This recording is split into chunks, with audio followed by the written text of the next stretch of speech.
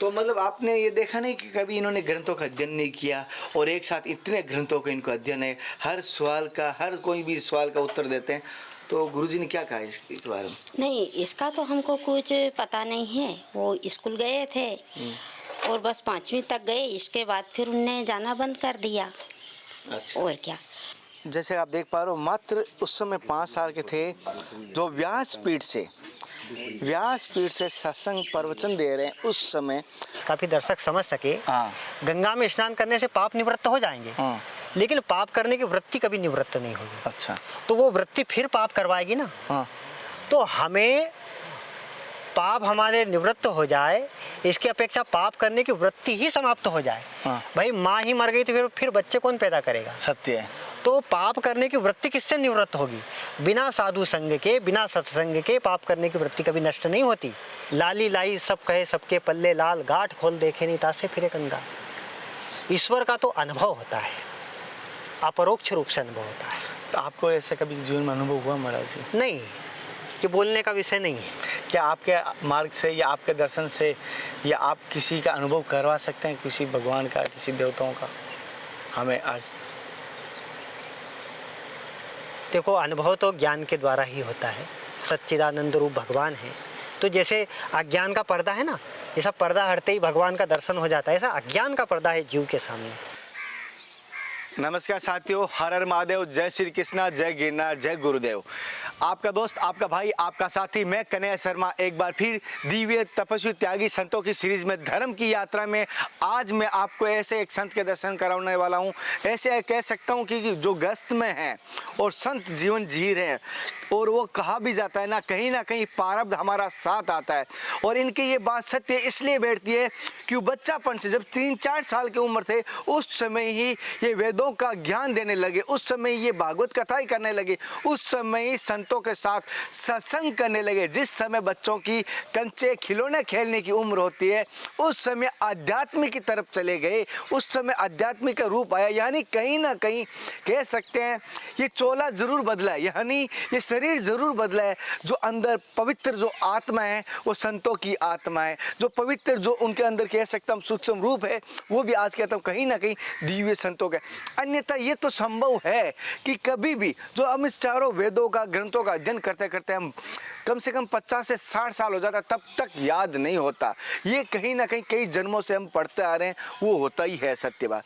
और आज मैं उनकी कुटिया के, उनके घर के यहाँ उनके गाँव में आया हूँ, क्योंकि वो कहीं ऐसे नहीं है कि अगर आश्रम में रहते हैं, ये नहीं कि अगर जंगल में कुटिया, हालांकि पूरा गांव जंगल की तरह है लेकिन वो घर में ही रहते हैं। उनके परिवार से भी मिलाऊंगा, क्योंकि जब एक घर का सदस्य इस तरफ बढ़ता है तो परिवार एक अलग रूप लेता है। हमारी तरफ कहते हैं ना, कोई संत बनता है, माँ बाप की सेवा करनी है, संत मत बन, या अपने बच्चों को शादी कर, परिवार को आगे बढ़ा, बहुत सारी ऐसी समस्या आती है। तो उस प्रकार से भी उनके गार्जियन से उन धन्य कहता हूँ उन माता पिताओं को जिनके घर में ऐसी पुनीत आत्मा आई है।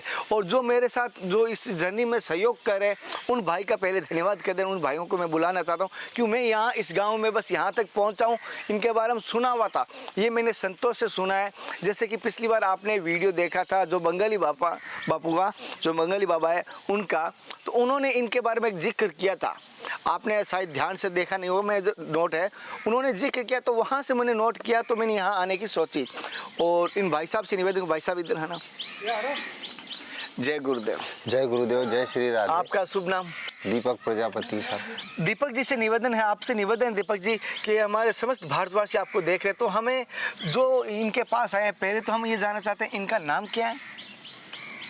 सभी भक्तों को मेरी तरफ से राधे राधे। ये श्री अंकित बाबा जी है इनका नाम जी। बहुत पहुँचे हुए संत हैं, इनका प्रारब्ध बहुत मजबूत है ऐसा कहा जाता है। हमने भी हमारे बुजुर्गों से सुना है कि श्री अंकित बाबा को प्रारब्ध पहले से ही याद है, सभी ग्रंथों का, वेद पुराणों का, श्रुति उपनिषद। ये एक जन्म में इतना याद होना संभव भी नहीं है जी। ये बात सत्य है। तो मैं आप चाहता हूँ कि जो इस कह सकता हूँ इस गांव में इस जिस घर से या जिस गांव से ये धन्य है, इस भूमि का जिस भूमि पर आए, तो मैं वहाँ के इनके दर्शन करवाता हूँ। किस प्रकार इनका जीवन की जैसे कह सकता हूँ या दिनचर्या है वो मैं दिखाना चाहता हूँ। चल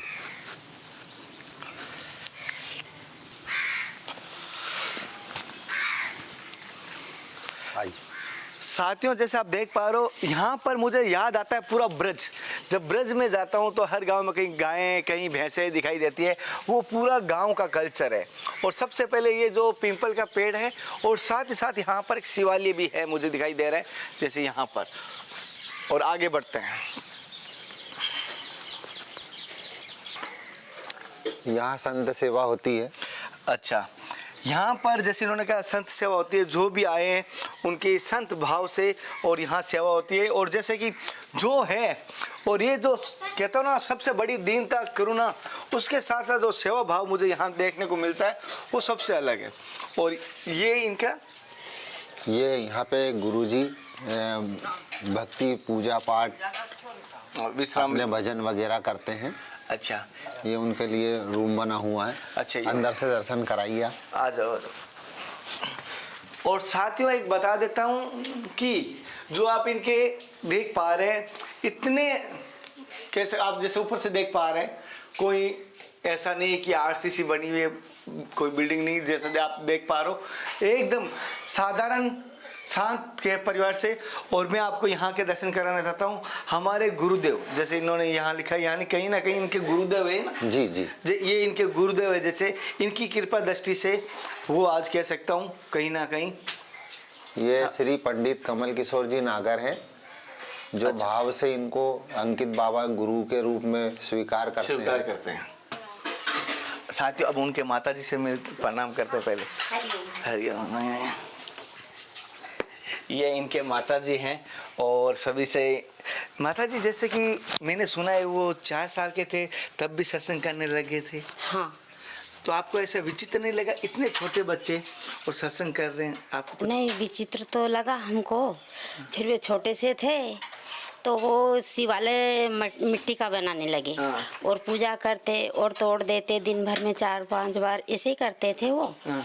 और फिर हमको विचित्र लगा कि ये क्या लीला चल रही है। फिर हम उनके गुरुदेव के पास गए, सेमली आश्रम। फिर उनने बोला कि नहीं, अच्छा भक्ति भाव चल रहा है भजन का, चलने दो। बोले कि ये तो भक्ति है भगवान की, करने दो कि बहुत अच्छा है कि।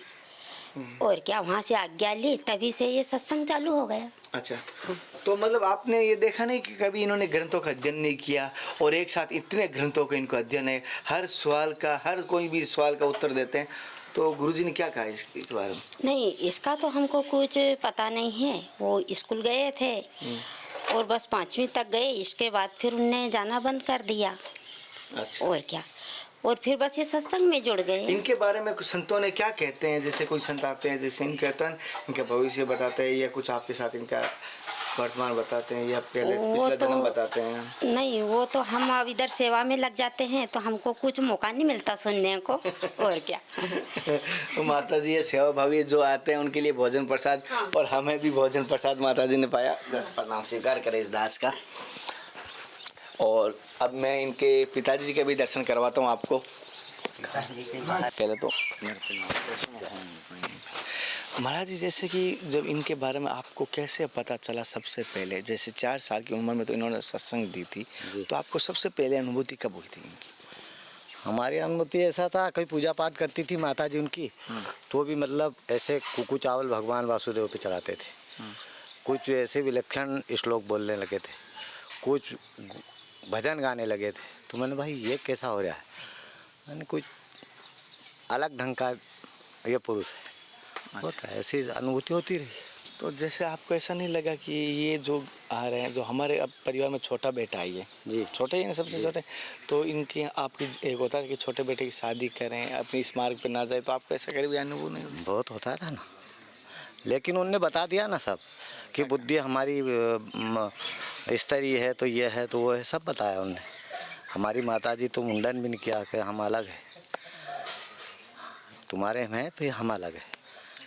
क्यों अलग हो गए हम? बोले हमने वैराग रख दिया। अच्छा, फिर शादी का कोई प्रस्ताव नहीं, तो शादी मेरी हो गई कि मेरी बुद्धि से मेरी शादी होगी, मेरी स्तरीय है, सब बताया उन्होंने 5 चीज़ों का। अच्छा, तो जैसे कि अब ऐसे पुत्र की प्राप्ति के बाद आपको क्या लगता है, कैसा अनुभूत हो जाए? बहुत अच्छा लगता हमको ऐसा कोई है नहीं, फिर उसके बाद कि बाबा जी अलग हो गए हमारे से, तो ऐसा वैसा हमको अच्छा लगता है। अब भी आप बाबा जी कहने लगे? जी बाबा जी कहते हैं ना सब। अच्छा, आप भी बाबा जी, पूरे घर में बाबा जी जी जी कहते हैं? जी जी। साथियों, जैसे कि हम बाबा जी के दर्शन कर लिए, आगे बढ़ेंगे उससे पहले मैं आपको बाबा जी के कुछ बचपन की जो है झलकियाँ वो दिखाता हूँ इस एल्बम के माध्यम से, शायद अगर आपको दिखाई दर्शन होंगे। सबसे पहले ये देख पा रहे हो, मात्र 4 साल की उम्र में, 5 साल के थे बात। 5 साल के थे क्या? 5 साल के उस समय। साथियों, जैसे आप देख पा रहे हो, मात्र उस समय 5 साल के थे, जो व्यासपीठ से सत्संग प्रवचन दे रहे हैं। उस समय 5 साल का मेरा छोटी वाली बच्ची है, वो स्कूल में अभी ABCD सीख रही है, कह सकता हूँ थोड़ा बहुत हो सकता आगे आ गया तो, लेकिन ये 5 साल के उस समय सत्संग कर रहे थे। तो ये कहीं ना कहीं ऐसा लगता है कि दुर्लभ दर्शन का जीवन का सौभाग्य मिला है। कहते हैं ना, जो करुणा होगी, जो दीनता होगी, जो गुरु की कृपा होगी, संतों की कृपा होगी, तभी ये दुर्लभ दर्शन हो सकते हैं। इसका मेले का सत्संग का मेले का नहीं, कोई नहीं, जिस दिखा ना विष्णु, ये मतलब लेकर रखी दे। साथियों, अब मैं एक बात आ रहा हूँ, जो गुरुजी के साथ जो अभी माताजी दर्शन कर पा रहे हो, इन माताजी के मैं दर्शन कराऊंगा, इनके जीवन चरित्र के बारे में बताऊंगा, और ये इनके जो चमत्कार है मैंने जो सुना है संतों से, इन महाराज जी से भी सुना, गाँववासियों से भी सुना। इनके बारे में अधिक तो नहीं कहूँगा, इतना कह सकता हूँ आज भी इनको कह सकता हूँ श्री कृष्ण भगवान माखन देना आता है। एक समय ऐसा लगता था, संतों से सुना है कि इन्होंने माखन श्री कृष्ण भगवान को दिया, अब उन्हें वापस श्री कृष्ण भगवान माखन दे रहे। तो ये किस प्रकार की लीला है, वहाँ पे हम जाएंगे। इन गुरु जी के मार्ग से, गुरु जी के मार्गदर्शन से और गुरु जी की आज्ञा से वहाँ दर्शन करेंगे, और हो सकता है किस प्रकार का वहाँ है। यहाँ से मुझे 200 किलोमीटर मान चलता हूँ, 200 किलोमीटर की यात्रा रहेगी। पहले मैं आपको यहाँ के दर्शन कराऊँगा, गुरु जी से सत्संग लूँगा। अगर आपके कमेंट सवाल कर देना, अगर जब भी मैं अगर ज़िंदा रहा तो गुरुजी के पास वापस आऊँगा और यहाँ सत्संग लूँगा। तब तक मैं ये विश्वास दिला देता हूँ कि 3 दिनों में अगर हो तो इस रूट के नज़दीक रहा तो मैं आपके सवाल लूँगा। अगर आपके सवाल 21 से अधिक हुए, 1-2 सवाल के लिए मैं यहाँ आऊँगा, तो मेरे लिए 300-400 किलोमीटर जाना, 300-400 किलोमीटर आना, यानी 600 किलोमीटर लंबा टूर हो जाता है। तो ये निवेदन मुझे माफ़ी करना। अब महाराज जी के पास चलते हैं, आपको जो दर्शन करवा रहा हूँ। एक सबसे छोटी सी बात कहना चाहता हूँ मैं, लीजिए।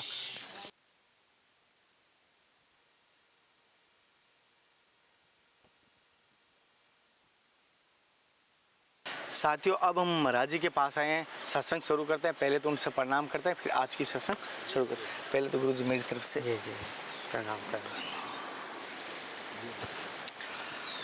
गुरु जी, जैसे कि वेदों और शास्त्रों में, पुराणों में, हिंदू ग्रंथों में कहूँ और सभी ग्रंथों में ये कहा गया है कि भगवान ने ये सृष्टि बनाई है, ईश्वर ने सृष्टि बनाई। तो भगवान ने सृष्टि बनाई है, तो पहली बात, ये सृष्टि मैंने सुना कि मिथ्या है। तो भगवान ने सृष्टि बनाई तो मिथ्या ही क्यों बनाई, और मिथ्या बना भी दी तो जनता का कहना है कि हमें दुखालय क्यों बनाया, संसार में दुख क्यों बनाया, भगवान की रची हुई चीज़ों में दुख क्यों बनाया भगवान ने। जी देखो, संसार के 2 प्रकार हैं। एक तो संसार जो ये भूत समुदाय हम जो देखते हैं, क्षिति जल पावक और ये जो गगन समीरा जो है, इस रूप में जो संसार का हम दर्शन करते हैं, ये तो ईश्वर की मूर्ति ही है, साक्षात भगवान का विग्रह ही है, जगत के रूप में जगदीश्वर ही है। और जो एक सृष्टि जो है हमारी बनाई हुई है, ईश्वर ही रचना नहीं करता, हम भी रचना करते हैं। जैसे हम सुसुप्ति अवस्था में होते हैं तो सुसुप्ति अवस्था में जो स्वप्न होता है, और स्वप्न में हूबहू ऐसा ही हम जब जगत देखते हैं तो वो भी जगत की रचना है।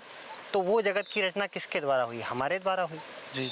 तो एक जो जगत है, एक जो संसार है, हमारे द्वारा बनाया हुआ है। वास्तव में देखा जाए तो यह ईश्वर, ये जो जगत है वासुदेव सर्वम के रूप में है, इसी रूप में हमें देखना चाहिए। वासुदेव, समस्त जगत जो है वो ईश्वर का ही स्वरूप है, पर एक सृष्टि हमारी बनाई हुई है। मूलतः तो ये पूर्णमदः पूर्णमिदम्, ये भी पूर्ण ही है, ईश्वर का ही स्वरूप है। पर जब हमारी ज्ञान के द्वारा जब केवल दृष्टि जब हो जाती है, संतों के द्वारा जब हमको वास्तविकता का जब बोध होता है, तो इसके द्वारा जो वास्तविकता में जो भगवत स्वरूप जो जगत है वो हमको दिखने लगता है। बाकी जो अभी जो सृष्टि जो बनाई है, हम हमारी वासना के द्वारा सृष्टि का निर्माण करते हैं। कि देखो, एक संत जो होता है जगत में ईश्वर का रूप देखता है जी। और एक वासनाकुल व्यक्ति है वो संसार को वासना से युक्त देखता है। सत्य बात है। तो जो वासना है वो तो मिथ्या है ना। आद्यंतवंत कौनते ना ते सुरमते बुधा, भोग तो आदि अंत वाले हैं। तो जो भोग से जो हमारा जो दृष्टिकोण जो इस जगत को जो देखने का है वो कैसे सत्य हो सकता है। तो जो मिथ्या कहा है, ब्रह्म सत्य जगत मिथ्या, तो जगत मिथ्या किसको कहा है? जो हमारी जो भोगमय जो दृष्टि, और जब उस सृष्टि जब हमारी भोगमय दृष्टि से जब हम सृष्टि का जब विस्तार कर लेते हैं, उस सृष्टि को मिथ्या कहा है। मैंने संतों से सुना, हो सकता है वो गलत है महाराज जी, जैसे कहते हैं ये पेड़ दिखाई दे रहे या कोई शरीर दिखाई दे रहे, ये सब मिथ्या, एक दिन नष्ट होने वाला है जी। ये सत्य है? नहीं, ऐसा नहीं है। गीता में कहा है प्रकृति और पुरुष दोनों अनादि है। गीता में कहा है भगवान ने अनादि है, इनका कभी नाश नहीं होता। तो प्रकृति जो है ना निरंतर परिवर्तनशील है। एक देखो, दो प्रकार के सत्य हैं, एक तो कूटस्थ सत्य और एक प्रवाह सत्य। यानी जैसे ये नदी बह रही है, नदी बह रही है तो इसमें जो पानी जो बह के चला गया वो फिर दूसरी बार नहीं आएगा। पर क्या नदी का बहना बंद हुआ? क्या नहीं हुआ। इस प्रकार से प्रकृति जो है वो भी सत्य है। जैसे परमात्मा सत्य है, ऐसे प्रकृति भी सत्य है, पर प्रवाह सत्य है, वो एक जैसा नहीं रहती मतलब। और ईश्वर जो है वो एक जैसा सदा विद्यमान रहता है। जैसे शरीर है, आपका शरीर भी निरंतर मिट रहा है, प्रति क्षण मिट रहा है। आज जो देखेंगे प्रति क्षण इसके सेल्स बदल रहे हैं, कल इसको ऐसा नहीं देखा जाएगा, पर है तो सही। और जब शरीर जब हमारा जब नहीं रहेगा तो पंच महाभूतों में विलय होता है, ना कि नाश नहीं होता। वायु में, पृथ्वी में, अग्नि में चला जाएगा, तो नित्य है। लेकिन एक जैसे नहीं रहते हैं हर अवस्था में, ऐसा उसको मानना चाहिए। महाराज जी, जैसे अभी आपने बताया था वो मैं थोड़ी आसान भाषा में, सभी दर्शक आपको देख रहे हैं तो आसान भाषा में पूछना चाहता हूँ वापस इसी सवाल को थोड़ा सा, जिससे मेरे सभी दर्शकों को समझ आ जाए जो ज़्यादा पढ़े लिखे नहीं हैं। जैसे इस संसार में दुख का क्यों बना? भगवान ने अपनी सृष्टि बनाई थी, अच्छी बनाई है, बहुत सुंदर बनाई है, हर चीज़ को एकदम आराम से सुंदर बनाई है, तो दुख क्यों बनाया? भगवान का खुद का घर है, ये कहते हैं भगवान का घर माना जाता है, तो उसमें दुख क्यों बनाया? दुख भी सृष्टि हमारी दृष्टि के हिसाब से ही है। वास्तव में देखा जाए तो दुख नाम की कोई वस्तु नहीं है। लेकिन पर हमारे चित्त के अंदर अज्ञान है ना, अज्ञान वास्तव में दुख यदि देखा जाए ना तो अज्ञान ही दुख है। जैसे दुख तो बहुत प्रकार के, भिन्न प्रकार के देखते हैं हम, लेकिन मूलतः देखा जाए ना कि जैसे कोई वृक्ष की डालियां होती है तो डालियों को काटने से वृक्ष थोड़ी ना सूखता है, उसका मूल भी होता है कोई। तो इसके मूल में देखा जाए तो अज्ञान ही केवल दुख है, इसके सिवाय कोई संसार में दुख नहीं, अविद्या यानी कि। तो अज्ञान क्या है? जीव ईश्वर की तरफ नहीं मुड़ता, यही उसका अज्ञान है। जब ईश्वर के ओर वो सम्मुख जब हो जाएगा तो फिर संसार में दुख नाम की कोई वस्तु बचेगी ही नहीं शेष। महाराज जी, एक हम थोड़ा सा इस तरफ एक सवाल और करता हूँ, भक्तों का ये है, और वो भक्तों का कहूँ साधकों का है। जैसे कि शरीर के कई प्रकार है, 3 प्रकार के शरीरों के विस्तार तौर पर वर्णन आता है, तो जैसे कि 3 प्रकार के शरीर कौन कौन से, इन तीनों में से सबसे महत्वपूर्ण शरीर कौन सा? जी देखो, शरीर जो है, जितने भी शरीर का जो आविर्भाव जो होता है केवल महाकारण देह है, स्थूल सूक्ष्म कारण और महाकारण, ऐसे 4 प्रकार के वर्णन हमें मिलते हैं। उसमें स्थूल शरीर जो है ये पंच भौतिक जो शरीर जो देख रहे हैं ये शरीर है। जब हम सो जाते हैं तो सुसुप्ति अवस्था में हम सुसुप्ति अवस्था में जो स्वप्न का जो आविर्भाव होता है, स्वप्न में भी एक शरीर का हमको दर्शन होता है जिसको कहा है सूक्ष्म शरीर। और सुसुप्ति अवस्था में अपने कारण शरीर की अभिव्यक्ति होती है। कारण शरीर, स्थूल शरीर तो बोले तो भोगायतन, जिसमें भोगों को भोगता है, शब्द स्पर्श रूप रस गंध, 5 विषयों को व्यक्ति भोगता है। अच्छा। और जब उस भोगों की आपूर्ति जब होती है, अभाव होता है, तो उसकी पूर्ति स्वप्न में हम कर लिया करते हैं। अच्छा। तो स्वप्न में जो रचना होती है वो वासनामय देह है, वासनामय देह। और वासनामय देह के बाद में फिर वासना का जो अधिष्ठान है अज्ञान, सुसुप्ति अवस्था में कुछ भी ज्ञान नहीं रहता। आप जैसे खड़े हो, आप मानते हो कि मैं भगवान कृष्ण का भक्त हूँ, राम का भक्त हूँ, ये केवल आपको जागृत अवस्था में ऐसा अनुभव होता है। सुसुप्ति अवस्था में ना कोई भक्त है, ना कोई संसारी है, किसी प्रकार की भावना ही नहीं रहती, पूरी अज्ञानमय अवस्था है, कुछ भी ज्ञान नहीं रहता। तो जो सुसुप्ति अवस्था है वो अज्ञानमय देह है, जो सूक्ष्म शरीर है वो वासनामय देह है, और ये जो स्थूल शरीर है ये भोग प्रधान देह है। और इसका भी जो अधिष्ठान है महाकारण देह, अज्ञान। अज्ञान किस में अधिष्ठित है? जैसे कि मान लिया जाए इन शरीरों को सभी दर्शक यदि देख रहे हैं इसे, तो यदि खूब अच्छे से समझना है तो उसको इस प्रकार से लेना है कि जैसे वस्त्र का आधार क्या है? वस्त्र का आधार रुई है, रुई, कपास की जो रुई होती है। फिर रुई से बना क्या? धागा, और धागे से बना फिर वस्त्र। आप ये बताइए कि वस्त्र क्या उस रुई से भिन्न है क्या? कभी नहीं हो सकता ना। तो जो कारण शरीर जो है वो रुई के माफिक है, और जो धागा जो है वो सूक्ष्म शरीर के माफिक है, और जो स्थूल शरीर है वो वस्त्र के समान है। तीनों अभिन्न है। जैसे कि गुरु, और तीनों में महत्वपूर्ण क्या है, जैसे कि मान सकते हैं? ये तीनों ही शरीर अज्ञानमय है, तीनों ही अज्ञान में है। जी। हमारा जो स्वरूप है, जो तीनों जिसमें अधिष्ठित है, महाकारण देह यानी हमारा आत्मस्वरूप, वही मुख्य है। आपका प्रश्न था ना कि हमको किससे जुड़ के रहना चाहिए? हमने हमारे आत्मस्वरूप से जुड़ के रहना चाहिए। आत्मस्वरूप से जुड़ के रहना चाहिए। महाराज जी ने जैसे बताया है, ये सत्य बात है कहीं ना कहीं। महाराज जी, एक मैं तत्वदृष्टि के बारे में वापस एक बार सवाल डाल रहा हूँ। कहा गया कि तत्वदृष्टि से अगर देखें जी, तो ये सारी, जैसे भी आपने कहा, मिथ्या नहीं है, लेकिन जो तत्वदृष्टि की बात जो भी संत करते हैं, तो वो इस बात को क्यों कहते हैं जगत मिथ्या है? ये मैंने बहुत सारे सुना जा गया है कि जगत मिथ्या है। क्या ये वो झूठ कह रहे हैं या सच कह रहे हैं? नहीं, मिथ्या किस काल में है उसका जरा सूक्ष्मता से विचार करना पड़ेगा। जिसे शरीर निरंतर परिवर्तनशील है ना, यानी अवस्था एक जैसी नहीं बनी। जैसे हमारे पिता है, जी, ये एक मिथ्या है। जी जी। हमारे भाई है, ये एक मिथ्या है। जी जी। जैसे ये मैं हूँ, ये मेरी डायरी है, ये मिथ्या है। जी जी। क्या ये सत्य नहीं है? नहीं, अवस्था विशेष में देखा जाता है। हमारा शरीर, आप भी मानते हो, बाल्यावस्था, युवावस्था, हम लाख कोशिश करें कि हमारी युवावस्था टिकी रहे, क्या टिकी रहेगी क्या? पर तुम तो टिके रहोगे ना, वृद्धावस्था में भी तुम रहोगे।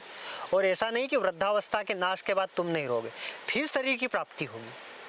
यानी शरीर तो त्यों का त्यों बना रहेगा, निर्माण होते रहेगा। तो मिथ्या पर क्या है? मिथ्या क्या है? जो अवस्था जो घटित हो रही है वो मिथ्या है, वो एक जैसे नहीं रह सकती ना।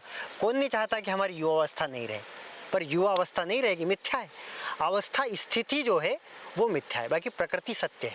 जैसे जैसे हम कहते हैं हमारे पिता ये मिथ्या है, ये हमारा भाई ये आगे बदलने वाला, तो मिथ्या है। जी जी। तो जो और इस मिथ्या को क्या छोड़ना सही मार्ग है? हम क्या है, अवस्था विशेष में बन के रह जाते हैं। हम अपरिवर्तनशील हैं, हमारे में कभी परिवर्तन नहीं होता। और परिवर्तनशील का हमने संग कर लिया। जो परिवर्तनशील है उससे संबंध साध लिया। संसार में जो संबंध है, पिता माता पिता, वास्तव में जो हमारा नित्य संबंध है ईश्वर से, उस संबंध को नहीं मानते।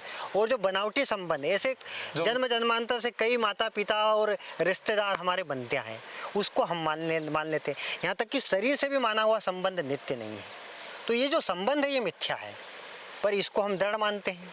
और जो ईश्वर से जो हमारा नित्य संबंध है, हमारा ईश्वर से तो हमारा ऐसा नित्य संबंध है जैसे जल के बीच में लहर कैसे विद्यमान है, ऐसे हमारा ईश्वर का संबंध है। हम ईश्वर से कभी भिन्न हुए ही नहीं।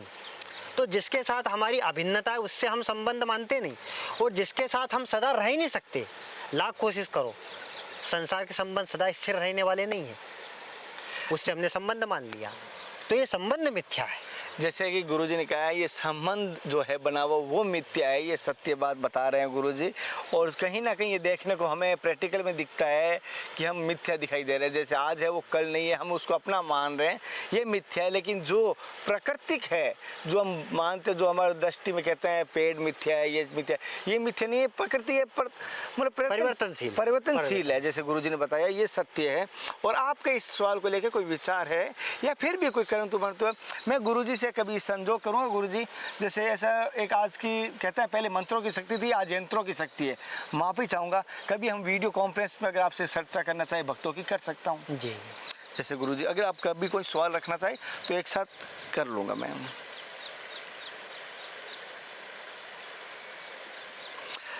महाराज जी जैसे कि अभी हम शाम चर्चा कर रहे थे, भाई के साथ भी सुबह चर्चा कर रहे थे, और मैंने ये सत्य बात है झूठ है वो मुझे आप बताओगे, मैं तो अबोध हूँ। जैसे बड़े बड़े महाराजाओं को देखा है, बड़े बड़े महात्माओं को देखा है, बड़े महापुरुषों को देखा है, उनके शरीर में अहंकार का स्वरूप देखा जाता है मुझे, ये मैंने कहीं ना कहीं देखा है। और अगर उस दृष्टि से देखो या पता नहीं, ऐसा लगता है कि अपने आप में बीच में जैसे कोई बोलने वाला होता है, जैसे हम बात कर रहे हैं, वो अपनी बात सिद्ध कर रहा है, यानी उसमें कहीं ना कहीं अहंकार है कि मुझे इस ज्ञान है। तो ये अहंकार बड़े बड़े महापुरुषों में क्यों पाया जाता है? क्या कारण है अहंकार उनका जन्म ले लेता है? इतना भगवान की दिव्य दृष्टि होने के बाद, इतनी महान गुरु मिलने के बाद भी उनके शरीर में अहंकार कैसे पनप गया? महाराज अहंकार का कारण भी अज्ञान है, और अज्ञान की निवृत्ति जब तक नहीं होती, जब तक जीव को अपने मुमुक्षत्व का ज्ञान नहीं होता, मोक्ष की इच्छा नहीं होती। यदि ईश्वर प्राप्ति की प्रबलतम जिज्ञासा है तो उसमें संभावना नहीं है कि अहंकार हो जाए उसमें। जैसे महाराज ने जिसको ईश्वर की प्राप्ति की लगन है, लो है, उनको अहंकार नहीं होगा। और इस बात को आपका भी ये महाराज जी का कहना भी सत्य है, जिसको अगर अपने आप को या ईश्वर को जो पहचान जाएगा वो इस अहंकार रूपी कोई उसके नज़दीक भी नहीं आएगा।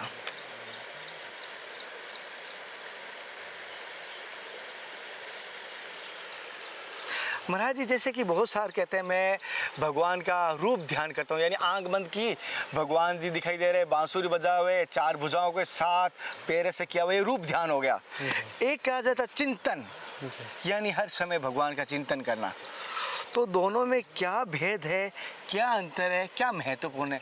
मैं एक बार सवाल को वापस करता हूँ महाराज जी शॉर्टकट में, चिंतन और स्वरूप ध्यान में क्या अंतर है और कौन सा महत्वपूर्ण है? यह है भक्तों का सवाल। जी। चिंतन और ध्यान जो है प्रश्न थोड़ा सा अलग हो गया। चिंतन और ध्यान, हाँ, रूप ध्यान जी, रूप ध्यान। जैसे चिंतन है, हाँ। चिंतन जैसे नाम से होता है, हाँ। कोई भी विशेष नाम का स्मरण होता है। जैसे हमने राम शब्द बोला तो धनुषधारी रामचंद्र जी दिखना चाहिए। हाँ। कृष्ण लिया तो बांसुरीधारी श्री कृष्ण चंद्र हमको दिखना चाहिए।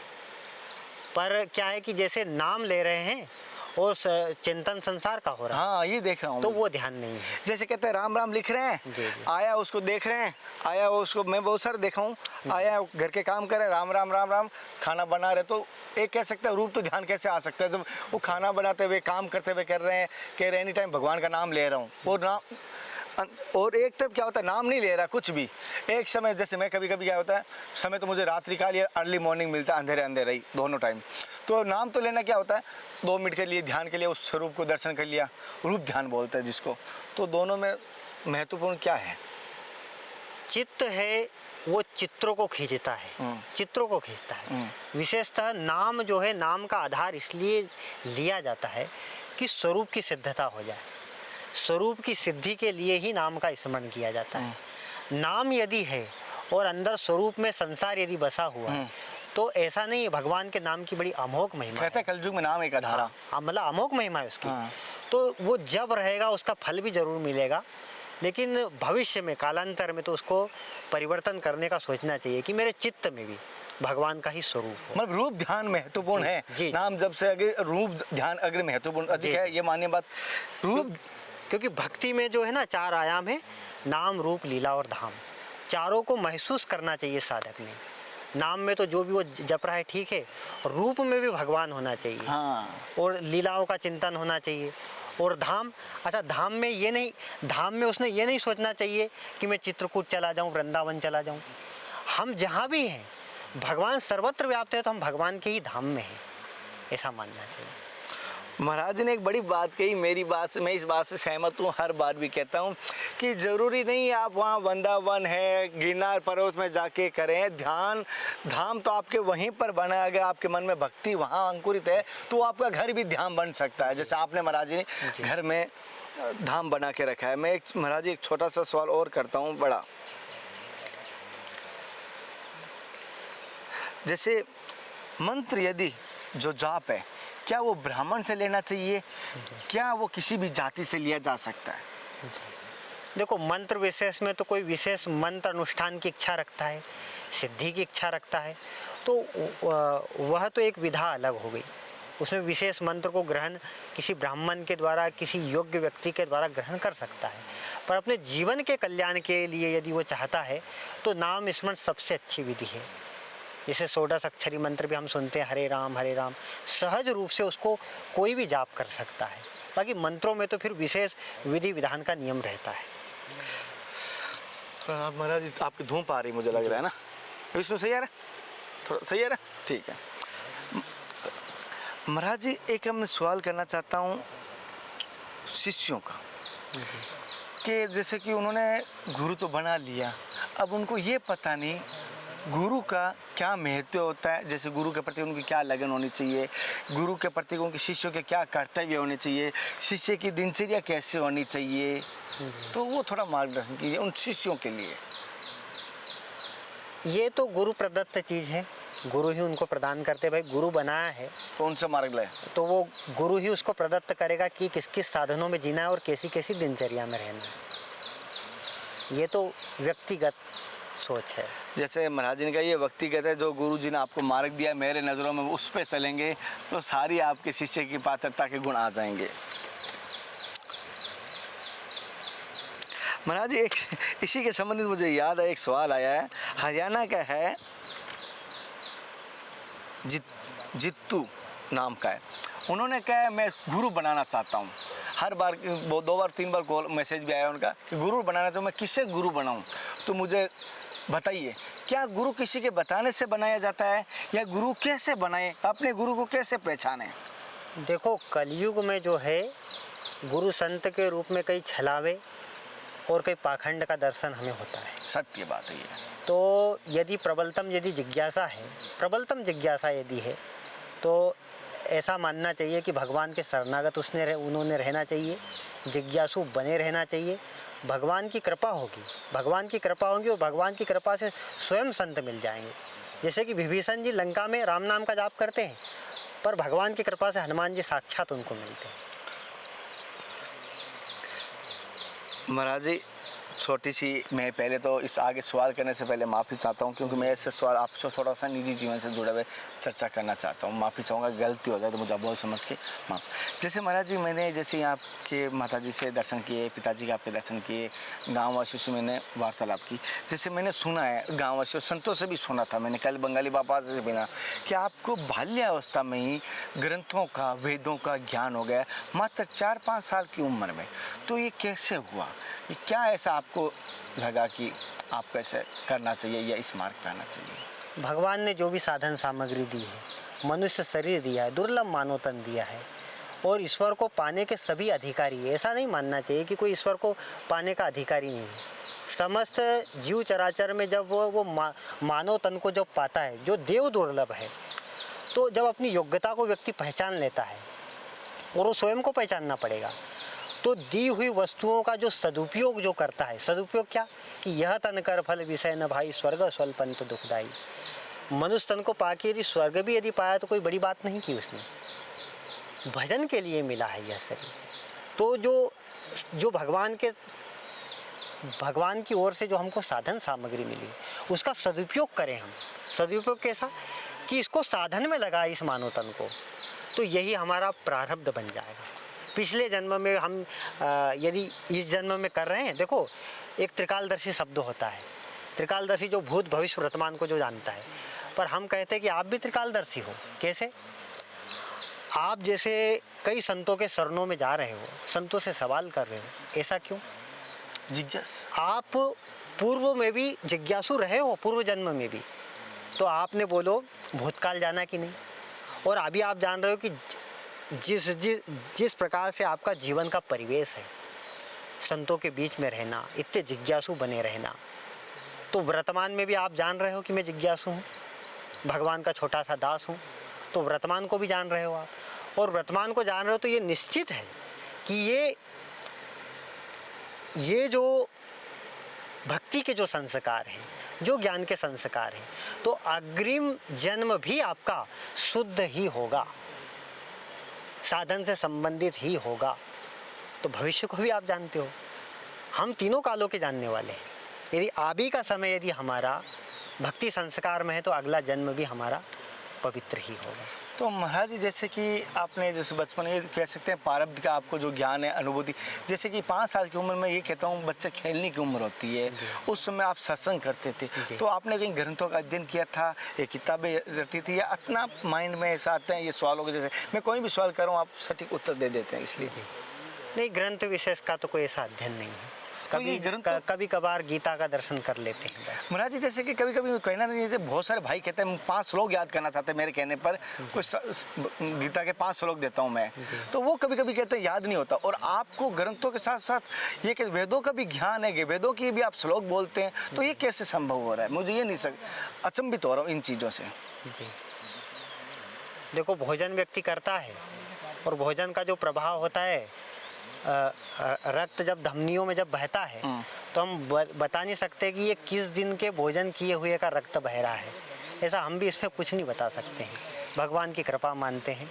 अच्छा महाराज जी, जैसे कि एक माफ़ी चाहूँगा, जैसे कि बहुत सारे मैं कहता हूँ तत्वदृष्टि होते हैं जो गृहस्थी में अपना जीवन पर, लेकिन आपने गृहस्थी क्यों नहीं धारण की, यानी शादी क्यों नहीं की? जी, ऐसी कोई रुचि नहीं रही। कारण क्या हुआ था? ऐसे कोई मतलब गृहस्थी से आपको मतलब कहना नहीं, माफ़ी चाहूँगा, मेरे साथ बहुत हूँ मैं, वो चीज़ इसलिए जानना चाहता हूँ कि मैं इस चीज़ में हूँ। जी। तो आपने क्या कारण हुआ कि गृहस्थी को अपने नहीं? क्या आपने पहले ही दिव्य दृष्टि से गृहस्थी के कारण जान लिए, या नाश के कारण जान लिए थे, या गृहस्थी के कोई दुष्परिणाम है या फायदे? अगर फायदे हैं तो आप क्यों नहीं अपनाए, दुष्परिणाम है तो क्या दुष्परिणाम? नहीं, हमारे यहाँ गृहस्थ की भी परंपरा है, और चारों आश्रमों में गृहस्थ आश्रम को सर्वश्रेष्ठ माना गया है। और आपने सर्वश्रेष्ठ आश्रम छोड़ा है। और जितने भी संत महापुरुष हैं जो देख रहे हैं और आगे भी देखेंगे कालांतर में, वो गृहस्थ पुरुषों की ही तो देन है। तो यदि कोई ऐसी इच्छा है कि यदि कोई गृहस्थ में जाना चाहे तो ये नहीं समझे कि दलदल है, कीचड़ है, उसको धर्म से यदि जिया जाए तो एक संत महापुरुष को जन्म दे सकते हैं। वो बात सत्य है, आपने अभी बात की, उसी बात पे मैं वापस आ रहा हूँ। तो आपके मार्गदर्शन से समझ लो ये भाई है अनमेरिड है, तो वो आपका मार्गदर्शन बनेगा, आपने जैसे किया वो वैसा करेगा, तो वो भी सोचेगा भाई शादी तो महाराज ने नहीं। ये आपका प्रश्न बहुत अच्छा है, हम समझ गए आपके प्रश्न को। गृहस्थ जो है ना, हमारे सनातन धर्म में एक 16 संस्कारों में भी आता है, और ऐसा है कि ये मानव तन तो भगवत प्राप्ति के लिए मिला है, तो किसी में यदि भोगेच्छा यदि हो थोड़ी सी भी, तो हमारे यहाँ बताया, नारद भक्ति सूत्र में बताया कि विषय की एक तरंग भी विशाल समुद्र के समान है, ऐसा बताया नारद भक्ति सूत्र के अंदर। तो व्यक्ति के अंदर यदि छोटी सी भी विषय इच्छा यदि होगी, तो यदि वो भक्ति प्रारंभ यदि करेगा तो विषय इच्छा वो कभी न कभी उसके साधन में बहुत बड़ी बाधा दे सकती है।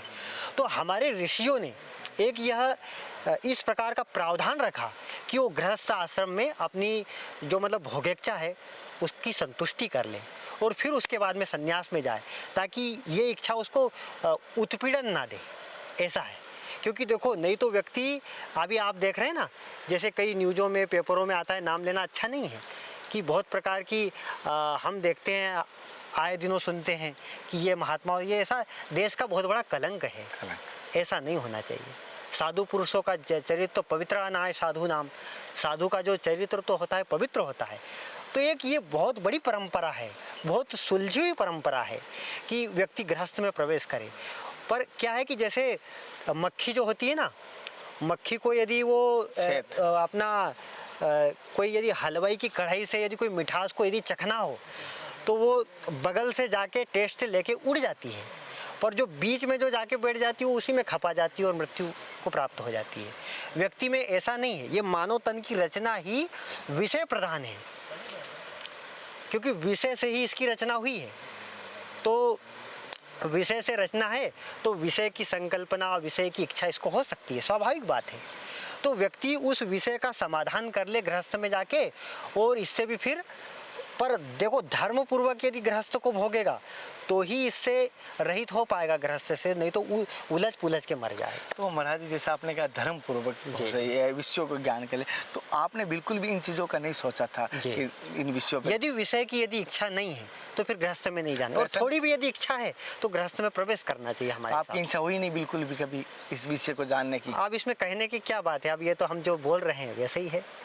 तो भविष्य में भी नहीं हो जी। तो महाराज जी जैसे कि इस महाराज जी जैसे बहुत इच्छा ना हो तो वो गृहस्थ ना अपना इसमें जी। और गृहस्थ के फायदे जैसे मैं एक चीज़ जानना चाहता हूँ, जो आज के जैसे कहते हैं कि संत तो आप तो वैरागी हैं, कहीं पर भी तपस्या कर लेंगे, आप तो भगवान को एनी टाइम याद कर लेंगे, और जो गृहस्थ में है, रात को हमने सवाल किया था, थोड़ा सा उस सवाल का आंसर थोड़ा घूम गया था, इसलिए मैं वो सवाल उसी प्रकार सवाल का वापस करना चाहता हूँ, मुझे मौके के लिए याद है। तो जैसे कि गृहस्थ में होता है उसकी बहुत सारी जिम्मेदारी होती है, जैसे अभी मेरे ऊपर ही लूँ, मैं इस मार्ग पे हूँ तो मेरे ऊपर ही लेके कहूँगा, जो प्रैक्टिकल सभी समझ जाएंगे। तो मैं एक ब्राह्मण करियर से हूँ, राजस्थान के बीकानेर ज़िले का रहने वाला, मेरे माता पिता हैं, बीवी है, बच्चे हैं। गृहस्थ में इतना है कि सबकी पालन करना पड़ता है, काम भी करना पड़ता है, और साथ साथ ये संत दर्शन भी करना चाहते हैं। तो किस प्रकार, मैं तो अभी जैसे आंख बंद करके भैया को सौंप दिया, भाई भैया आप संभालो, लेकिन सभी भाई को नहीं सौंप पाएंगे गृहस्थ को, वो किस प्रकार गृहस्थ में रहते हुए भी वो संत जीवन जी सकते हैं, गृहस्थ में रहना चाहते हैं, गृहस्थ का पालन करना चाहते हैं, फिर भी वो संत जीवन जीना चाहते हैं, वो मार्ग बताइए गुरु जी। देखो सती सूर को सहज है रे घड़ी पहर को काम, सती सूर को सहज है रे घड़ी पहर को काम, साधु होना कठिन है जीवन भर संग्राम। जो संत जो होता है ना, तपस्वी योगी सिद्ध तो हिमालय में होते हैं, कंदराओं में होते हैं, लेकिन संत तो संसार के अंदर ही होता है। संसार में समस्त कर्तव्यों का निर्वहन करते हुए वो भगवान का साधन कर सकते हैं और भगवत प्राप्ति कर सकते हैं। समस्त कर्तव्यों को करते हुए साधन कर सकते हैं। जैसे कि महाराज जी ने कहा गृहस्थ में ही संत होते हैं, समस्त कर्तव्यों का पालन करना। हालांकि बहुत सारे गृहस्थ में हुए थे तो, और बहुत सारे कह सकता हूँ ब्रह्मचारी भी रहे, सन्यासी भी रहे, त्यागी भी रहे, जैसे स्वामी विवेकानंद जी ने नहीं की थी, सदगुरु ने नहीं की थी, जगत गुरु शंकराचार्य जी ने नहीं की थी शादी, उन्होंने भी इस मार्ग को अपनाया था। बहुत सारे ऐसा कह सकते हैं सन्यासी जीवन को भी अपनाया था, ब्रह्मचारी जीवन को अपनाया, बहुत सारे उन्होंने गृहस्थी को अपने अपने अलग अलग मार्ग है। गुरु जी ने जैसे कहा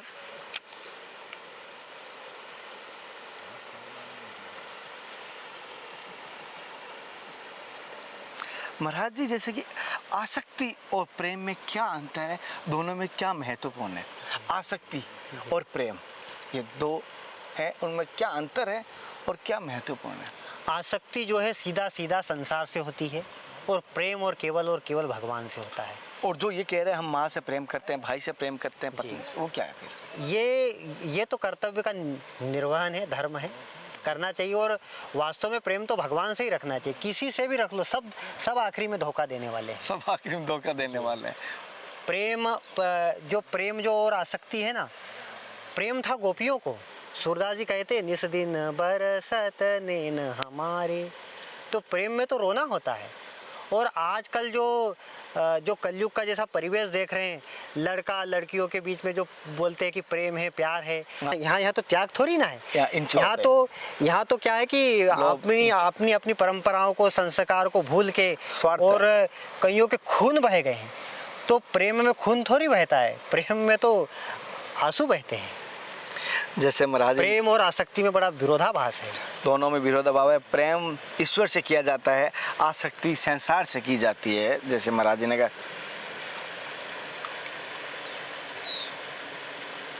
जैसे महाराज जी अपनी पत्नी होते हुए भी जी दूसरी स्त्री से प्रेम करना जी क्या वेदों के खिलाफ है या नहीं है?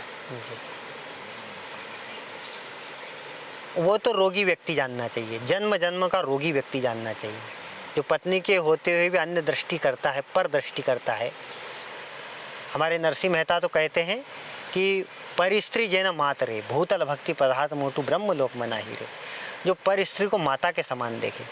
पत्नी है, पत्नी के साथ गृहस्थ धर्म का निर्वहन है, फिर भी अन्य पर कुदृष्टि कर रहे हैं हम, तो ये तो जन्म जन्म का रोगी जानना चाहिए उसको, वासना का।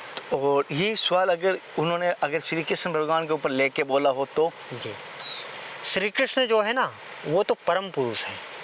भगवान की लीला और हमारी लीला में बहुत अंतर है। नहीं, भगवान की कुछ लीलाएं तो हम मानते हैं और कुछ लीलाएं हम मानते नहीं, तो क्यों ऐसा होता है?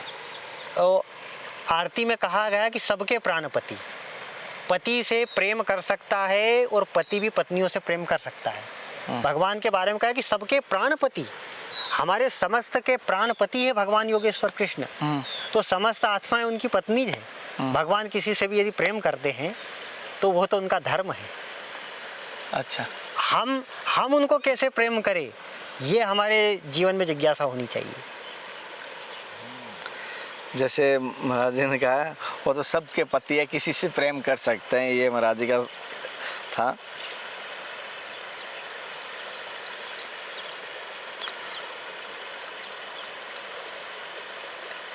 जैसे महाराज जी, मैं आपने सुना होगा, मेरे सबसे भी कभी कभी मुंह से निकलता है कृपा।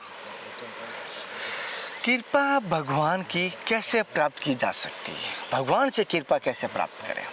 ये कौन सा मार्ग है जिसमें कुछ ना करने पर भी कृपा मिल जाए, या सबसे आसान मार्ग हो कृपा मिलने का? जी। आकाश को बरसने के लिए धरती का तपना जरूरी है। धरती यदि तप जाती है तो आसमान को बरसना ही पड़ता है, ये जरूरी है।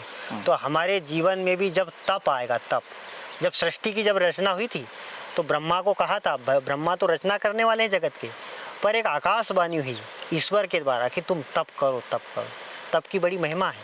जब हमारे जीवन में तप आएगा तो तप यदि होगा तो भगवान को कृपा करनी ही करनी पड़ेगी। तो गुरुजी, जैसे एक चीज़ मुझे याद आ रही तप के लेके, वो एक है, मुझे ये बताता हूँ आपको, इन दिल्ली की माताएं हैं, वो कहती है मैं भगवान की सुबह से शाम को पूजा करती हूँ, दिन में चारों आरती करती हूँ, इतने है कि अपने बच्चे से ज़्यादा केयर करती हूँ, फिर भी उसके जीवन में दुख क्यों आता है और उनको क्यों तकलीफ होती है? भगवान की इतनी आराधना करने के बाद भी, इतना तपने के बाद भी, जितनी हो सकता है श्वास है उससे अधिक उसने माला करती है, अब उसको दुख क्यों मिल रहा है? देखो, कर्म जो होता है वो शाश्वत होता है। भगवान राम जो हैं उनको भी पूर्व जन्म में देवर्षि नारद का श्राप है, वो भी वन वन भटके हैं स्त्री के वियोग में, क्योंकि नारद का श्राप था कि आपको स्त्री वियोग में भटकना पड़ेगा। कर्म फल अमेट है, वो आपको भोगना ही भोगना है। ऐसे भक्ति कर रहे हैं तो भक्ति के द्वारा जीवन में भगवान का दर्शन, भगवान की कृपा, वो एक अलग बात है, बिलक बात है, वो होगी, वो तो भक्ति का प्रतिफल है। पर कर्म का फल भी प्रत्येक व्यक्ति को भोगना ही पड़ेगा, ये निश्चित है, भोगना ही पड़ेगा जी। तो मतलब जैसे रात को आपने बताया था, कर्म को काट नहीं सकते, कोई भी ऐसी चीज़ नहीं है। जी जी। महाराज जी, जैसे कर्म जो हम करते हैं उसको कर्म कहते हैं, जी। और करते हुए जो हमारे ऊपर पाबंद होता है हमें करना है उसको करते हुए कहते हैं, या कोई दोनों में भिन्नता और भी है? जैसे मेरे पिता के प्रति मेरा कर्तव्य ही है, आपको नहीं कर, पिता के प्रति मेरा ये कर्तव्य है और मेरा कर्म है कि मैं ये काम कर रहा हूँ, दोनों में क्या सही में ये भिन्नता मान्य है या नहीं है? कर्म और कर्तव्य में क्या भिन्नता है? कि किसमें कर्म और कर्तव्य? कर्तव्य। जी। जो कर्म होता है उसमें धर्म निहित है। कर्म को हमने धर्म के अनुसार जीना चाहिए। जैसे लोग और भी धर्म करते हैं ना, कि मैंने फला दान कर दिया, मैंने तो ये सुविधा कर दी, मैंने वो सेवा कर दी, वो एक अलग बात है, वो पुण्य है। लेकिन जो भी कर्म कर रहे हैं, सोने से तो लगा के उठने तक जो भी हमारे कर्म जो हो रहे हैं वो धर्म पूर्वक होना चाहिए। कर्म में धर्म निहित है, अलग से धर्म करने की आवश्यकता नहीं है। हमारे देखने में भी धर्म होना चाहिए। अभी जैसे आपने कुदृष्टि वाली बात कही, तो उसमें भी, दृष्टि में भी धर्म होना चाहिए कि हम पराई स्त्री को कुदृष्टि से नहीं देखेंगे, हम पराया का धन नहीं छीनेंगे। प्रत्येक जगह धर्म की, कर्म में धर्म की आवश्यकता होती है। और अगर कर्तव्य करते समय अगर धर्म को भूल जाता है या छोड़ना पड़ता है जी, तो क्या सही है? नहीं, चतुर्थ पुरुषार्थों में धर्म का तो स्थान है। और कर्म, हम साधक की सावधानी यही है कि धर्म को ना छोड़ेगा। अगर धर्म है जैसे कि इनकी का सुबह 8 बजे की पूजा करना, कि जैसे मेरे भाई है शाम को 8 बजे फिक्स ये पूजा करते हैं, इनका टाइम है। जी। और अगर इनको कर्तव्य करते समय, जी। कोई कार्य करते समय अगर वो पूजा नहीं कर पाते, जी, उस समय उनको क्या करना चाहिए? नहीं, पूजा ना कर पाए तो कोई बात नहीं। हमारे यहाँ कर्म को ही पूजा का है। हमारा जो कर्म प्रधान किया है उसे देखना चाहिए।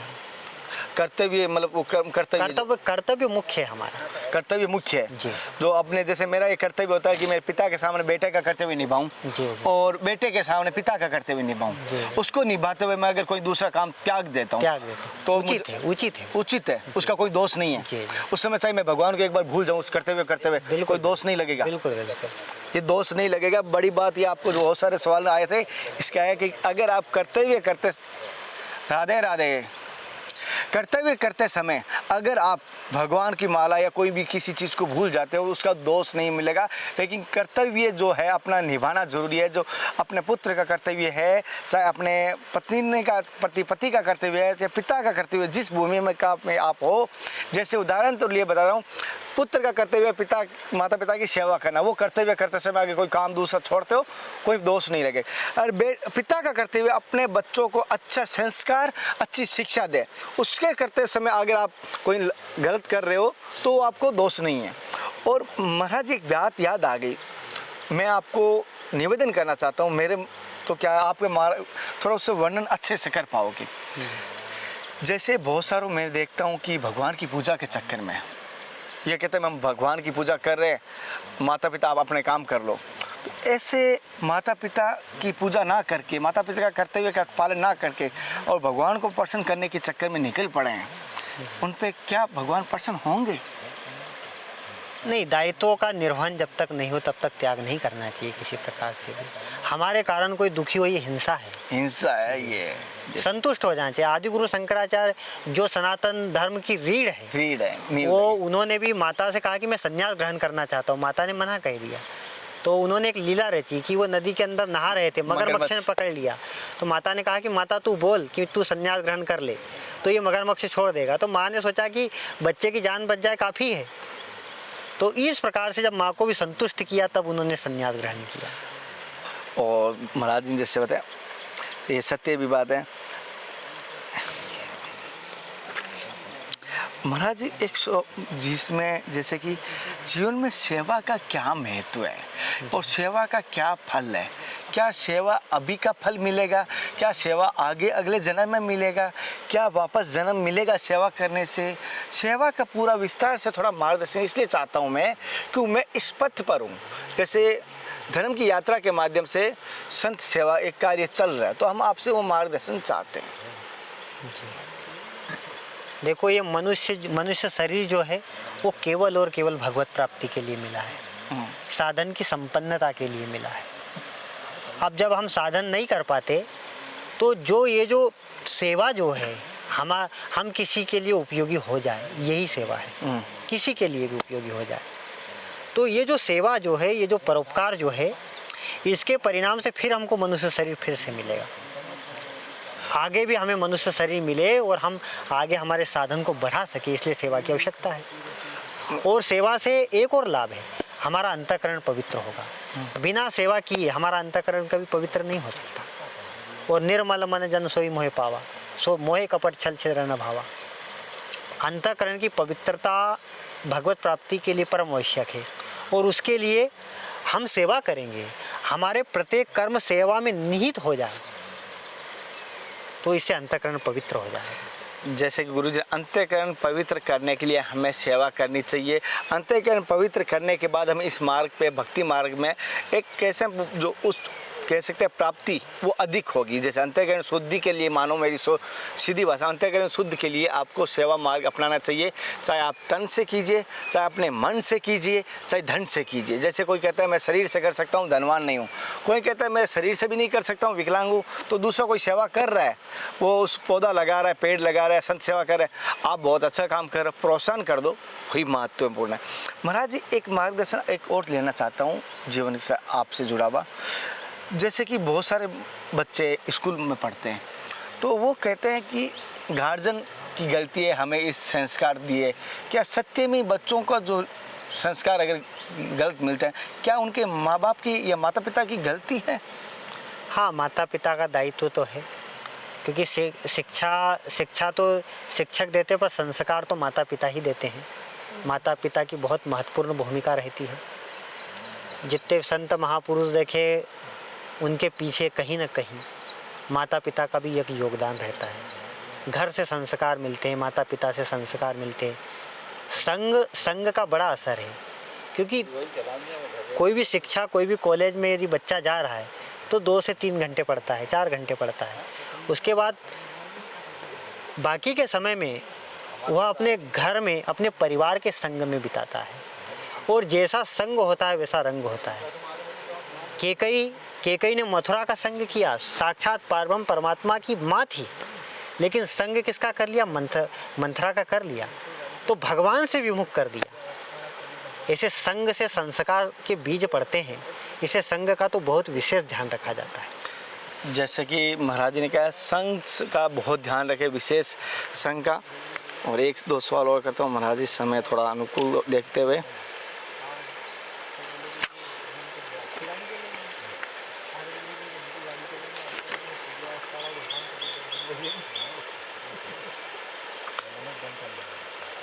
महाराज जी जैसे कि संत आपने भी बोला था भजन कीजिए, संत भी बोलते हैं भजन करें। अब कहते हैं कि राम का करें, कृष्ण का करें, महादेव का करें, तो मन में तो भजन की परिभाषा क्या है और भजन किसका करना चाहिए?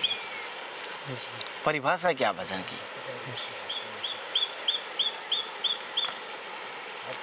भजन से हमारा ईश्वर से सानिध्य होता है, संबंध होता है। भजन तो जो है आज के समय में जो किसी प्रकार की, बहुत प्रकार की सांप्रदायिकता जो फैल रही है, जी जी, जैसा तुलसीदास जी ने भी कहा कि कल्पित पंथा नहीं, कलयुग में कई कल्पित पंथ होंगे, उन पे ना ध्यान देते हुए श्रुति सम्मत हरि भक्ति पथ, जो श्रुति सम्मत जो है, जो वेद सम्मत जो परंपरा है, उस परंपरा में जो साधन दिया हुआ है उसी के अनुसार हमने साधन को अपनाना चाहिए,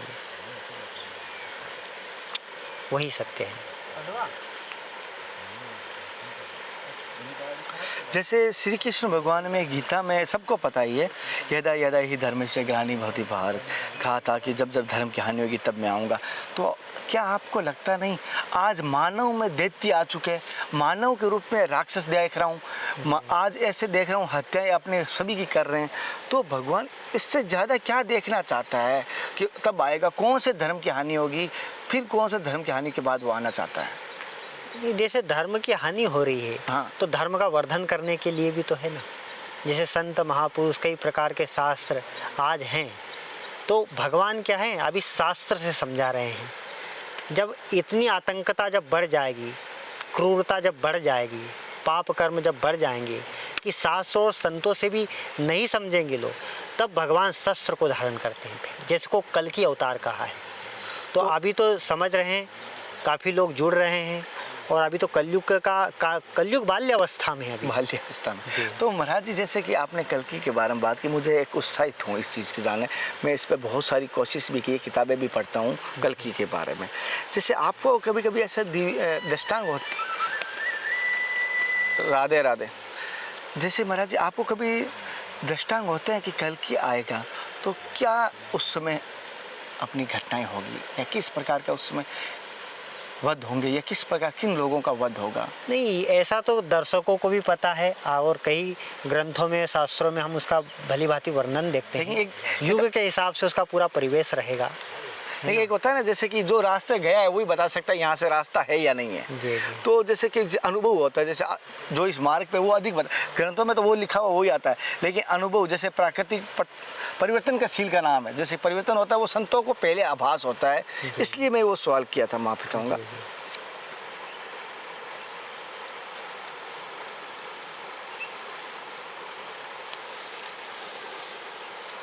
जैसे महाराज जी आपने बोला हर कर्म का फल मिलता है, और हर कर्म का फल अगले में भोगना पड़ेगा, या आपने कहा अगले जन्म में प्रारब्ध आपको भोगना पड़ेगा, मतलब कर्म का फल भोगना पड़ेगा, ये सत्य है। जी। तो लेकिन ये सत्य तो श्री कृष्ण भगवान ने कहा था कि मेरे शरण में आ जाओ, सर्व पाप आपका नाश हो जाएगा, सर्व पापों से मुक्ति मिल जाएगी। तो उनकी शरण में जाने के बाद भी वो क्यों प्रारब्ध भुगत रहे हैं, जी, ये जानना चाहता हूँ।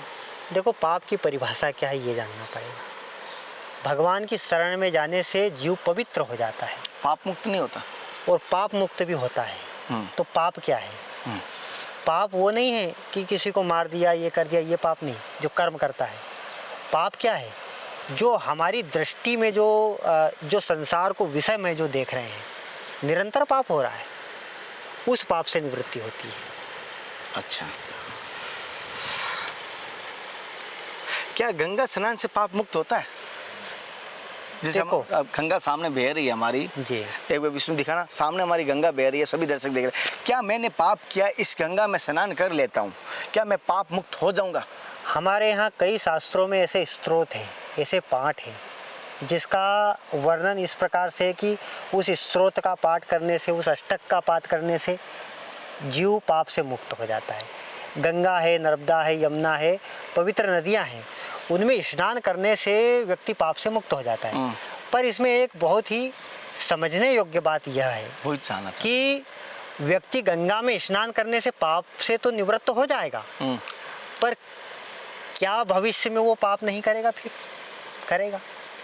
तो गंगा में स्नान करने से पाप तो उसके नष्ट हो जाते हैं, लेकिन पाप करने की वृत्ति नष्ट नहीं होती। तो शरणागति कर दी बहुत सारे भाइयों ने, भाई मैंने शरणागति कर दी, भगवान में आपके प्रणिपात हो गया। थोड़ा सा उसका थोड़ा विस्तार लीजिए ताकि काफ़ी दर्शक समझ सके। हाँ।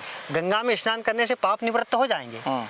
लेकिन पाप करने की वृत्ति कभी निवृत्त नहीं होगी। अच्छा। तो वो वृत्ति फिर पाप करवाएगी ना। हाँ।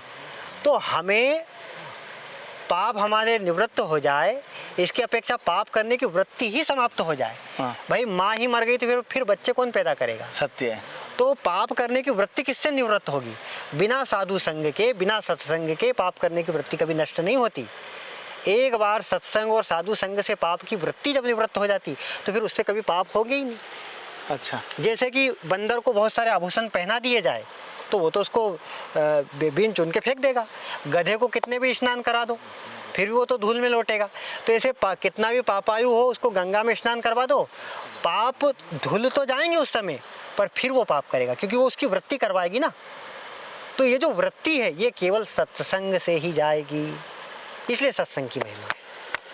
महाराज जी ने बहुत ही सटीक बात कही, उदाहरण देके कही ना, जो बंदरों वाली गधे वाली, तो रियल में हम गधे हैं। और मैं तो अपने आप को कहता भी हूँ मैं गधा हूँ। रियल में मनुष्य एक गधे के रूप में है।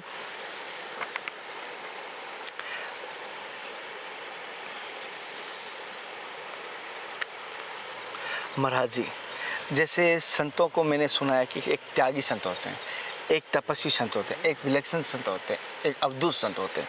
तो इन चारों में क्या फर्क है, आप थोड़ा बता सकते हैं महाराज? देखो, जो कुछ हो रहा है, हाँ। व्यक्ति किसी का अभिमान ना करे, जो कुछ हो रहा है उसमें सिर्फ हमको विचार करने की आवश्यकता है। सोए तो विचार कर, जागे तो विचार कर, सुंदर विचार कर तो ही तो उभार है। हम विचार करेंगे तो ही इस भवसागर से पार हो सकते हैं। जिसने विचार नहीं किया वो इसी प्रपंच में रहता है, और जिसने विचार कर लिया वो चैतन्य हो उठता है। विचार करना चाहिए। तो जो त्याग है, त्यागी किसका नाम है? जिसने विचार किया वही त्यागी भी हो सकता है। देखो, मूलतः चाहे वो त्यागी हो तपस्वी हो, मूल में देखा जाए तो विचार ही है। विचार ही है। यदि विचार नहीं तो ना त्यागी हो सकता, ना साधु हो सकता, ना तपस्वी हो सकता है। मूल में विचार है उसका। तो इसकी जो आधार है वो विचार है। और यदि विचार से देखें तो हम फिर त्यागी भी हैं। अच्छा। हमको देखो, त्याग करने की आवश्यकता नहीं है। शरीर हमारा निरंतर त्याग कर रहा है, देखो निरंतर छोड़ रहा है। संसार की वस्तुएं अपने आप त्याग कर रही हैं, संसार के संबंध हमको त्याग कर रहे हैं। हमारी इस ओर यदि दृष्टि हो जाए, शरीर निरंतर त्याग कर रहा है ना, क्योंकि अभाव में जा रहा है ना, एक दिन शरीर का त्याग हो जाएगा। शरीर के साथ हमने जो संबंध मान लिया है, यदि इस ओर हमारा विचार हो जाए कि त्याग तो हो ही रहा है, तो हम त्यागी हो जाएंगे।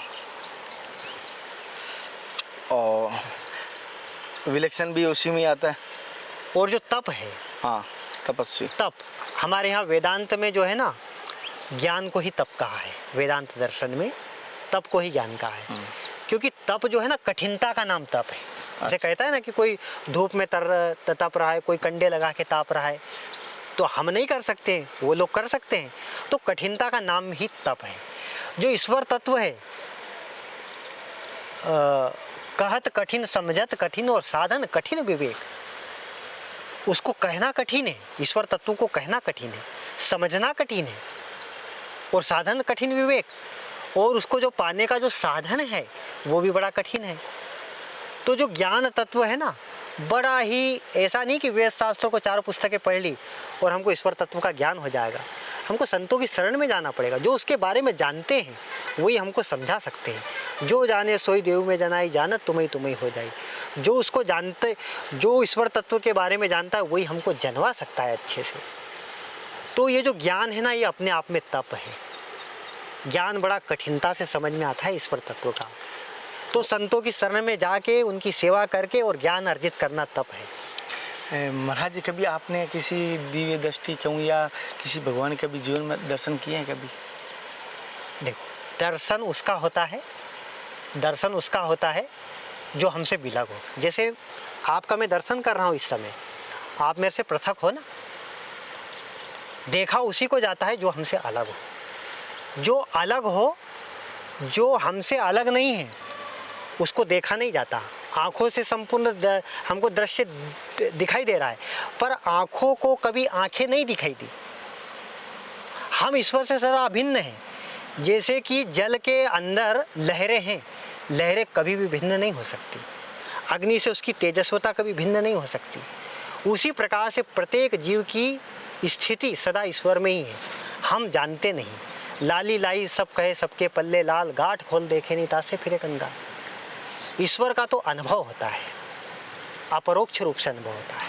तो आपको ऐसे कभी जीवन में अनुभव हुआ महाराज जी? नहीं, ये बोलने का विषय नहीं है। क्या आपके मार्ग से या आपके दर्शन से या आप किसी का अनुभव करवा सकते हैं, किसी भगवान का, किसी देवताओं का हमें आज? देखो, अनुभव तो ज्ञान के द्वारा ही होता है। सच्चिदानंद रूप भगवान है। तो जैसे अज्ञान का पर्दा है ना, जैसा पर्दा हटते ही भगवान का दर्शन हो जाता है, ऐसा अज्ञान का पर्दा है जीव के सामने। यदि अज्ञान का पर्दा हट जाए तो ईश्वर तो प्रत्यक्ष है। क्या ज्ञान मार्ग के बिना भगवान के अनुभूति नहीं हो सकती?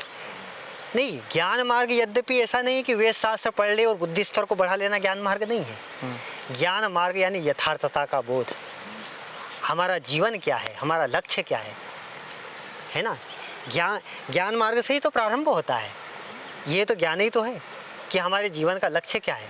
हम हमारे आत्म स्वरूप को जानें, हम हमारे देह स्वरूप परमात्मा से अभिन्न हो जाएं, अभिन्न अनुभव करें। ये ज्ञान ही तो है।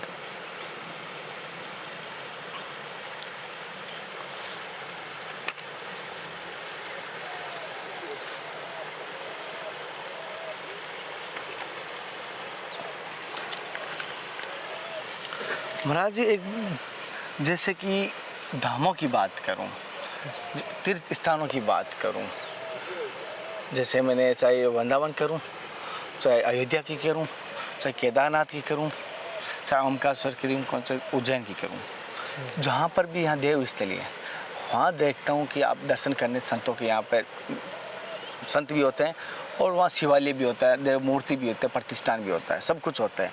लेकिन वहाँ पर मैंने एक चीज़ देखा है कि भगवान के दर्शन बहुत आसान है। कि मूर्ति के जैसे भगवान के दर्शन आप कर सकते हो, भीड़ लगी हो तो वीआईपी कर सकते हो, सीधा है। कहीं पर भी दर्शन करने जाते हैं ना, वहाँ सब आसानी से दर्शन है। क्या वहाँ रियल में भगवान है जो ऐसे भगवान दर्शन हो जाते हैं? क्या उससे क्या कहेंगे? देखो, भगवान जब सगुण विग्रह से आते हैं, हमारे भारतवर्ष में भगवान की लीला रही, लीला क्षेत्र रहा, तो भगवान शिव की, राम की, कृष्ण की विशेष करके लीलाएं हुई हैं। उन लीलाओं के जो चिन्ह हैं आज भी कहीं ना कहीं चैतन्य रूप में है। उसका हम दर्शन करते हैं, उसका व्यक्ति स्पर्श कर ले, उस भूमि को छू ले तो पवित्र हो जाता है। और वहाँ भूमि पर बैठे हैं तो वो पापी नहीं है। उस मंदिर में बैठे हैं तो वो पाप कर रहे हैं, वो पापी नहीं, वो पवित्र है। वो अगर किसी की मदिरा पान कर रहे हैं, मांस खा रहे हैं, मैं देख रहा हूँ बड़े बड़े व्यास जी, और उस मंदिर में बैठे हैं, वो पवित्र है। फिर देखो, धर्म का अन्वेषण हर जगह करने का विषय है। यदि ऐसी पवित्र भूमि पे यदि वो ऐसा कर रहे हैं, आप कह रहे हो पवित्र हो जाता है, तो उसको उसका भोग करना पड़ेगा। पवित्र भूमि तो है ही, पवित्र तो होते ही है। देखो, पवित्रता अपवित्रता का जो विचार है ना, अन्य ग्रंथ, अन्य धर्म विशेष में ना देखा जाए। एक बार सनातन धर्म में पवित्रता अपवित्रता का विशेष ध्यान रखा जाता है। और किससे पवित्र होता है, कैसे पवित्र होता है। हमारे यहाँ जो मातृ शक्ति जो है, मातृ शक्ति जब एमसी पीरियड में जब होती है, उसका हम स्पर्श कर लेते हैं तो अपवित्र होते हैं कि नहीं? जब उसके जिसमें मासिक धर्म उत्पन्न हुआ है और उसका हम स्पर्श कर लेते हैं तो अपवित्रता हो जाती है। तो जिसमें ब्रह्म तत्व का आविर्भाव हुआ है, जिन संतों में जिसमें आत्मज्ञान हुआ है, जब मासिक धर्म को मानते हो तो जब आत्मज्ञान जिनमें उत्पन्न हुआ तो उनके स्पर्श से हम क्यों नहीं पवित्र हो सकते? और जब बच्चा और वो भूमि भी पवित्र क्यों नहीं है जो जहाँ भगवान खेलते हैं? पर देखो धर्म का अन्वेषण है, जैसा आपने कहा है कि वहाँ किसी प्रकार के पाप कर रहे हैं, दुराचार कर रहे हैं तो उनका दंड उनको भोगना पड़ेगा। जैसे कि काशी का बताया कि काशी में मरना मुक्ति, काशी में मरने से मुक्ति होती है, लेकिन कोई वहाँ अधर्म में यदि जी रहा है, पापाचरण यदि कर रहा है तो उसको भैरव यातना भुगतनी पड़ती है मृत्यु के बाद, ऐसा शास्त्रों में वृत्तांत आया है। तो धर्म कोई यदि उपयोगी चीज़ है उसका यदि दुरुपयोग हम यदि कर रहे हैं तो उसका दंड भी तो भुगतना पड़ेगा ना हमें। वो तो जैसे कि पाप भूमि पर भी वो इतना नहीं है कि हाँ आपको जो है यहाँ पर है तो वही फल वहाँ मिलेगा, या फिर उस देवभूमि पर वो पाप कम नहीं होने वाले। जी, कम नहीं होने वाला, कम तो नहीं। जैसे आपने मासिक धर्म की बात की, अपवित्र होता है महाराज जी।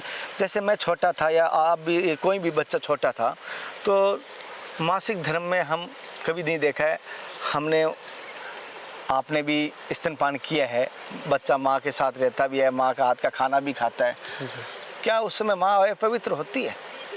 ये बच्चे के लिए नहीं है। धर्म की परिभाषा हर क्षण बदलती रहती है, परिस्थिति को देख के बदलती है, परिस्थिति और घटना को देखकर बदलती है। संजय की एक बात याद आ गई, जैसे महाराज जी ने कहा,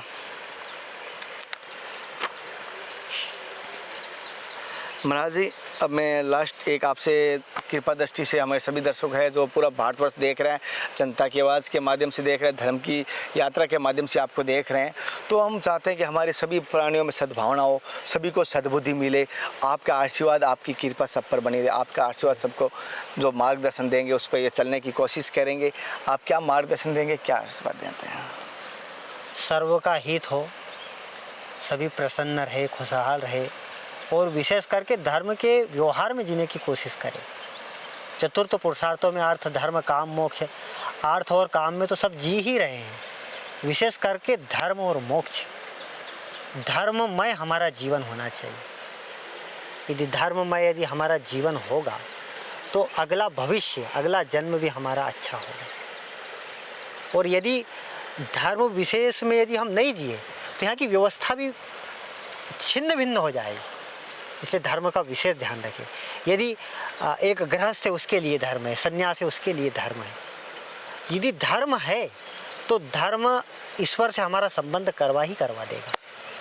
जैसे कि गुरु जी ने कहा, धर्म का पालन करें, धर्म को सबसे पहले समझे, आप किस धर्म पे है और कौन सी जगह है, धर्म का जो भी है उसका पालन करें। फिर भी हो सकता है कल रात कभी कभी 8 बजे मैं कॉल नहीं उठाता हूँ, आज रात को 8 बजे महाराज जी की मैं सत्संग ले रहा था, इसीलिए मैं कॉल नहीं उठा पाया, तो मुझे माफ़ कर देना। कभी कभी 8 से 9, और जो भाई हाँ 8 से 9 ही कॉल का टाइमिंग है फ़ोन उठाने का, उसके अलावा मैं फ़ोन नहीं उठा पाता हूँ, तो मुझे माफ़ करना। महाराज जी के पास फिर आएंगे सत्संग लेने, तब तक जय हिंद, वंदे मातरम, हर हर महादेव, जय श्री कृष्णा, जय श्री राधे। हे नाथ, हे मेरे नाथ, मैं आपको भूलो नहीं, जय गुरुदेव की।